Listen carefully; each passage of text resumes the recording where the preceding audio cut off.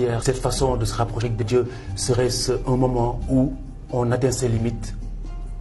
On atteint ses limites, mais on les accepte et on les dépasse. Parce que véritablement, il arrive, et c'est ça d'ailleurs qui fonctionne, on en parlera tout à l'heure dans le soufisme, mais parce que c'est ça qui montre qu'en réalité, il a pris conscience de ses propres limites. Ayant pris conscience de ses limites quand il s'agenouille par l'acte d'adoration et quand il se met à prier, en réalité, cette acceptation de ses propres limites est ce qui fait sa grandeur et qui le rend apte, comme j'ai dit, à accueillir Dieu et à accueillir et à recueillir du divin en lui.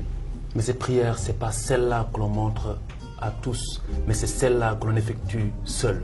Mais encore une fois, combien de fois, on pourrait même dire qu'on a prié 1000 fois sans avoir prié une seule fois. Vous savez très bien dans quel sens se parle. Quand je dis qu'on a prié 1000 fois sans avoir prié une seule fois, je vous ai dit il n'y a pas de prière pour quelqu'un dont l'âme est charriée par les vices du corps. Il n'y a pas de prière pour quelqu'un qui se réveille dans la souillure. Il n'y a pas de prière pour quelqu'un, encore une fois, qui ne vit que par lui-même et pour son ego et pour son nafsou. Et donc la véritable prière, elle est négation du monde. Elle est véritablement mise en voyage de tout ce qui relève du matériel. Elle est un moment, mais un moment rare auquel certains peuvent accéder, de communion et de symbiose entre le créé et le créateur, entre la créature et cet être transcendant par qui rien ne pourrait être sans lui. Et quand la prière est simple démonstration, professeur? Quand elle est simple démonstration, c'est qu'elle n'est pas prière du tout. C'est pourquoi j'ai dit on aura prié 1000 fois sans avoir prié une seule fois.